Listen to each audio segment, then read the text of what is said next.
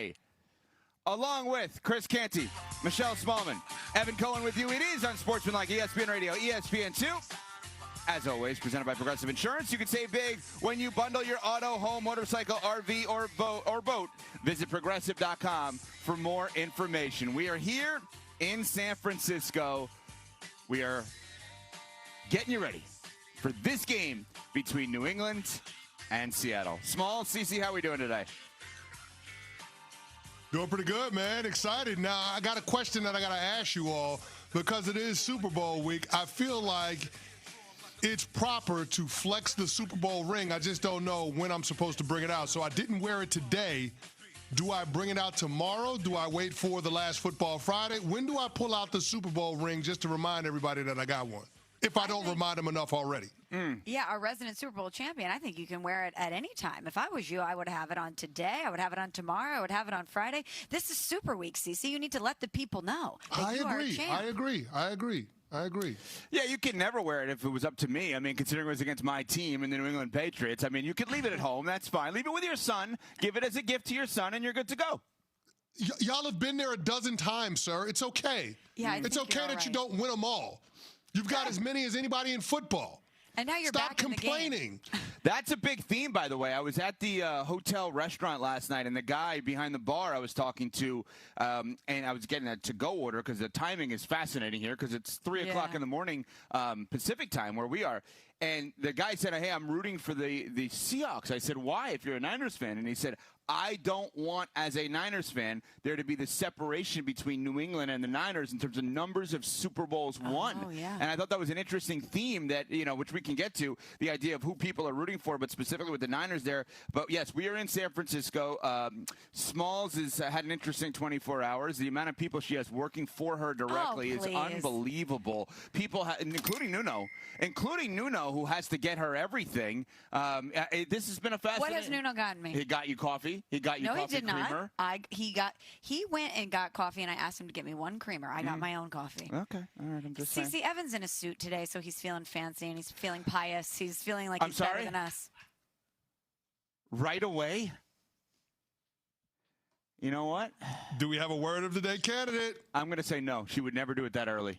I wouldn't. Ooh. I'm saying no. Okay. Is it?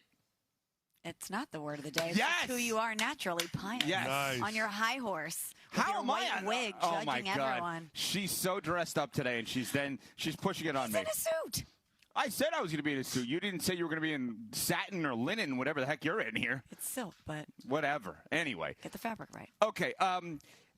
We are a couple of days away from one day away from the NBA trade deadline as we're here at Super Week. Obviously, SoFi is sending us here, which we appreciate greatly. I got to be honest. I don't understand for the life of me what happened last night with this trade. There were multiple trades yesterday. Jaren Jackson Jr. is a huge one to the Jazz. But can anyone try to explain why either team was really excited about the idea of a James Harden from the LA Clippers to the Cleveland Cavaliers for Darius Garland trade? Like, specifically on the Cavs part, I just – CC, I live in this stuff. I love all the trade rumors, and I love all the gossip around the NBA. But also I love basketball. Can you try to explain what is going on here? Because I don't understand why anyone was interested in doing this deal yesterday. Desperation makes for interesting bedfellows. And we got the report, 48 hours ago, that Donovan Mitchell was unlikely to extend in Cleveland beyond the current contract that he has unless the team goes on a deep postseason run. And the Cavs have little to no evidence that they, as a team, as constituted with Darius Garland as the backcourt mate for Donovan Mitchell, can get over the hump.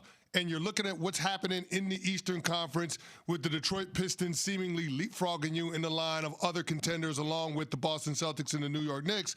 And the Cavs feel like their window was shrinking. So this is the break glass in case of emergency option, and they decided to turn to James Harden. Now, I get it. When you look at Donovan Mitchell and James Harden in the same backcourt, it's defense optional. Not that it was significantly better with Darius Garland, but I will just say this. James Harden is going to alleviate some pressure from Donovan Mitchell on the offensive end in terms of orchestrating the offense. And fact of the matter is, James Harden should unlock a different version of Evan Mobley, because that's what James Harden does at every single stop. If you look at him when he was with Houston, Clint Capella's best seasons by far. You look at him with the Philadelphia 76ers, Joel Embiid wins an MVP. You look at him last year, Zubac's best season statistically. So everywhere James Harden goes, he gets the best out of bigs. And so from that perspective, I think that's what the Cavs are anchoring on in order for this team to get to another level. So it does take pressure off of Donovan Mitchell offensively, but more importantly, it makes the team better by hopefully getting a better version of Evan Mobley. That is the only thing that I can point to, Ev, as to why this trade would be a positive for Cleveland. But I will admit, this is a long shot. I do not expect that this is going to be the move that now helps Cleveland to ascend to Eastern Conference dominance. I think this is a chance that they had to take before ultimately, having to be propositioned with moving on from Donovan Mitchell. Ladies and gentlemen, not that you needed me to remind you of this, but that right there is why this man is so good. Because what he just told you was not that James Harden is going to be different in the postseason than he's ever been, which is terrible in the postseason. What he told you is the Cleveland Cavs feel like in order for them to win and win big, Evan Mobley has to be different. And what's the best way of unlocking Evan Mobley? Maybe it's that guy. But what would scare me, Smalls, is I think you have to put Donovan Mitchell more so on the clock to leave Cleveland now than you did 48 hours ago, because playing with James Harden is going to end at some point. Playing with James Harden means that there's an expiration date. Playing with James Harden means he's going to do everything in his power to play 82 games, but also at some point, for lack of a better way of saying it, quit on the team. And I don't mean in-game. I mean, that's it. You're not giving me the contract. I want to go somewhere else. That's what would scare me if I'm the Cleveland Cavaliers. Yeah, when I looked at this trade initially, I thought, okay, in the immediacy, Harden's more reliable than Garland. He's obviously been dealing with those toe issues. So you want to pair him with Donovan Mitchell and take your chances. But that's obviously the next place I went to is, what does this mean for Donovan Mitchell long term? Is this a placeholder in James Harden for whatever happens with Donovan Mitchell's future? And maybe from a financial standpoint, they're looking at it and saying, okay, if we bring Harden in now long term, it could be financially advantageous to us. We could have some savings here based on the numbers. But in the immediacy of it, I don't know if this is going to work, but it did raise my red flags that, okay, this says a lot about what they're thinking about when it comes to Donovan Mitchell's future in Cleveland. Let's hear from Brian Windhorst, ESPN senior NBA writer, of course, Hoop Collective podcast, was on Amber and Ian, 7P to 10P Eastern here on ESPN Radio, as to what motivated the Cavs to make the Harden trade. I think that the motivation for the Cavs is they felt they were underachieving this year, and they felt they were getting uneven play on offense, and particularly, Darius Garland was dealing with foot injuries. And so in 2 years, this trade may look like a giant win for the Clippers. They may have Darius Garland. He may be back to all-star form. He's going to be in his prime in that time, and I don't even know if James Harden will be in the league in 2 years, much less helping the Cavs. But for the 2026 season, when the Cavs are under some pressure to make a run, the East is weaker than it's been in recent years, and they have their own contract stress with Donovan Mitchell this summer. I do believe it maybe gives them an elevated chance this year. CeCe, do you believe the Cavs are real contenders in the East now that James Harden is on the team? No, because at some point you got to be able to stop somebody, and I don't know that their backcourt can stop anybody, and they got rid of one of the best wing defenders in the league in DeAndre Hunter. They shipped him off to Sacramento for Dennis Schroeder and Keon Ellis. And not to disparage those guys, but I thought if you're going to make this move and you want to be serious about contending against teams that are overly physical like Boston, like Detroit, then you're going to need to be able to have somebody to mitigate the deficiencies that those two guards have defensively, that being James Harden and Donovan Mitchell. So I don't view them as a contender. I do think that this gives them an opportunity to get Evan Mobley on the right track in terms of being able to unlock his immense potential, because the dude has all of the tools in his bag. It's just a matter of somebody being able to help him put it all together. And I think James Harden has proven that he can do that. So do you guys think this is it, or do you think that maybe we should be talking about the Cleveland Cavaliers as a Giannis team? Because if you look at it, they have the picks are not there for Cleveland to give to Milwaukee for Giannis, but the players are. Evan Mobley, Jalen Tyson. Like, that would be intriguing if you're the Milwaukee Bucks to get those two guys theoretically. Now, maybe the Cavs look at it and say, we're now a two-timeline team because Mitchell and Harden are over the next couple of years, and then those other two guys I just mentioned are for years to come. I mean, Small, should we be looking at the Cavs as a potential Giannis team now? I'm not ruling them out, for Giannis. Are you talking about now, as in by tomorrow, or are you talking about potentially this summer? No, I'm talking about by tomorrow.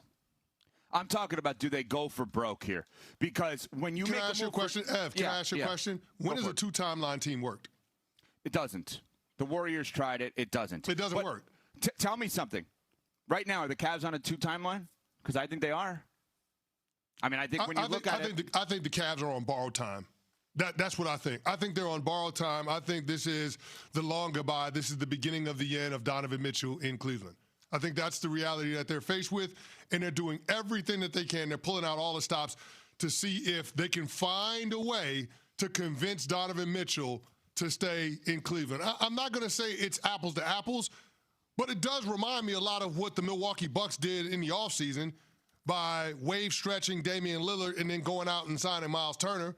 You knew it was going to be a bad contract, not because it's a bad player, but just because of the state of affairs when it comes to your team's books. Milwaukee knew it was going to be a bad situation, but they did it anyway because that's what they felt like they had to in order to try to convince Giannis to stay around. It feels like the same thing with the Cleveland Cavs with Donovan Mitchell.